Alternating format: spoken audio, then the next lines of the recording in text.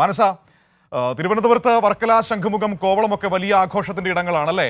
അപ്പോൾ എങ്ങനെയാണ് തലസ്ഥാനത്ത് പുതുവർഷത്തെ വരവേൽക്കാനുള്ള ഒരുക്കങ്ങളൊക്കെ ആയിരിക്കുന്നത്? എവിടെയൊക്കെയാണ് ആഘോഷ പരിപാടികൾ നടക്കുന്നത്? ആളുകൾക്ക് എപ്പോൾ പോകാം? ക്രമീകരണങ്ങൾ എങ്ങനെയൊക്കെയാണ് ഏർപ്പെടുത്തിയിരിക്കുന്നത്?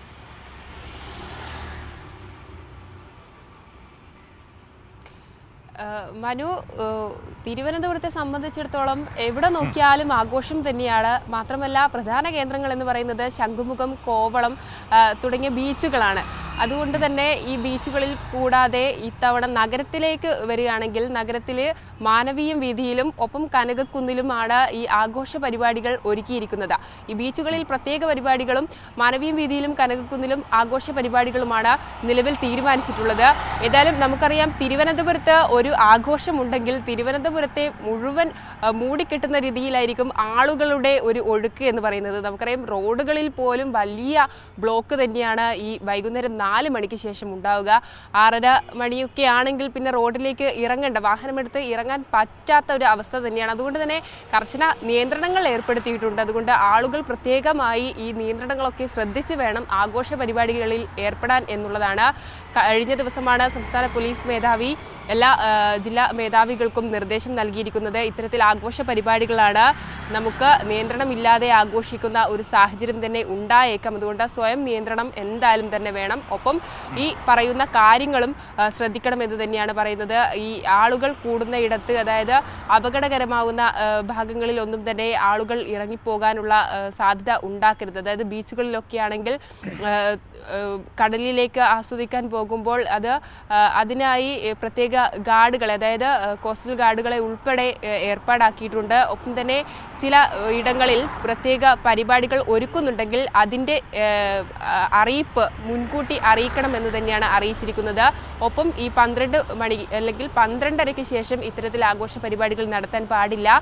ഒപ്പം ശ്രദ്ധിക്കേണ്ടത്, സിറ്റിയിലുള്ളവരാണ്. മാനവീയം വീതിയിലും കനകക്കുന്നിലും വളരെ നല്ല രീതിയിലുള്ള തിരക്ക് ഉണ്ടാകും. അതുകൊണ്ട് ആളുകൾ ഇത്തരം സ്ഥലങ്ങളിലേക്ക് പോകുമ്പോൾ സ്ത്രീകളുടെ സുരക്ഷ അതുപോലുള്ള കാര്യങ്ങളൊക്കെയും ശ്രദ്ധിക്കേണ്ടതുണ്ട്. നമുക്കറിയാം, ആഘോഷത്തിന് ഇടയിൽ എല്ലാം തന്നെ മറന്ന് ആഘോഷിക്കുന്നവരുണ്ട്. അതുകൊണ്ട് സ്ത്രീ സുരക്ഷ ഉറപ്പാക്കുന്ന രീതിയിലായിരിക്കണം എല്ലാ പരിപാടികളും ഒരുക്കേണ്ടത്. ഒപ്പം എന്തെങ്കിലും പ്രശ്നങ്ങൾ സംഭവിക്കുകയാണെങ്കിൽ ഉടൻ തന്നെ കൺട്രോൾ റൂമിൽ വിളിക്കാനുള്ള ഒരു സംവിധാനം തന്നെ ഏർപ്പെടുത്തിയിട്ടുണ്ട്. നഗരത്തിൽ മുഴുവൻ പരിശോധനകൾ കർശനമാക്കിയിരിക്കുകയാണ്. വാഹനങ്ങൾ കേന്ദ്രീകരിച്ചുള്ള പരിശോധന നടക്കുന്നുണ്ട്.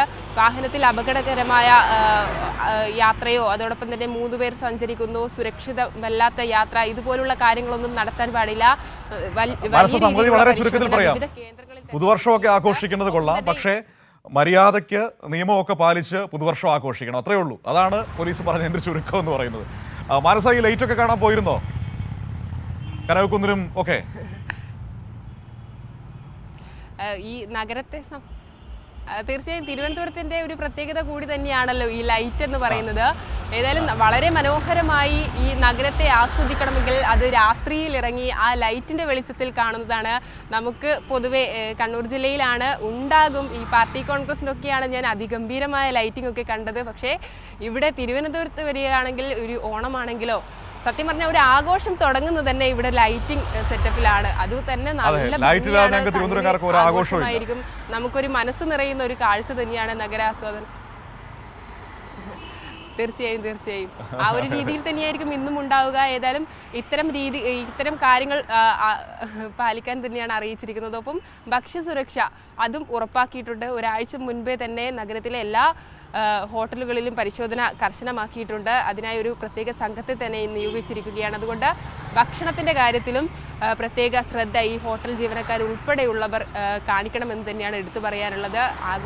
ഏതായാലും അങ്ങനെ ആഘോഷരാവാണ് വരാൻ വേണ്ടി പോകുന്നത്. അപ്പോൾ ആഘോഷരാവിലേക്ക് പോകുമ്പോൾ പക്ഷേ പോലീസും സർക്കാരും പറയുന്ന ഈ മുന്നറിയിപ്പുകളൊക്കെ പാലിക്കണം. ഇപ്പോൾ ബീച്ചിലൊക്കെ ആഘോഷിക്കാൻ പോകുന്നവർ വളരെ സൂക്ഷിക്കണം. അവിടെ പറയുന്ന മുന്നറിയിപ്പുകളൊക്കെ പാലിച്ച് ഏറ്റവും നല്ല രീതിയിൽ അപകടങ്ങളൊന്നുമില്ലാതെ പുതുവർഷത്തെ വരവേൽക്കാൻ ശ്രദ്ധിക്കണം. അത് വളരെ എടുത്തു പറയേണ്ടതാണ്. നമുക്കറിയാം, പുതുവർഷമൊക്കെ ആകുമ്പോൾ ചില കലാപരിപാടികളൊക്കെ ഉണ്ടാകും. അപ്പോൾ അതൊക്കെ വളരെ മിതത്വം അല്ലെങ്കിൽ ഏറ്റവും മാന്യമായ രീതിയിൽ തന്നെ ആഘോഷിക്കാൻ ശ്രദ്ധിക്കുക. കാരണം നമുക്കിനിയും ജീവിക്കാനുള്ളതാണ്. അടുത്ത വർഷവും നമുക്ക് പുതുവർഷത്തെ വരവേൽക്കേണ്ടതാണ്. അപ്പോൾ അതൊക്കെ മനസ്സിൽ ഉണ്ടാകണം. അപ്പോൾ ഏറ്റവും നല്ല രീതിയിൽ അടിച്ചു പൊളിച്ച് പുതുവർഷത്തെ ഗംഭീരമാക്കുക.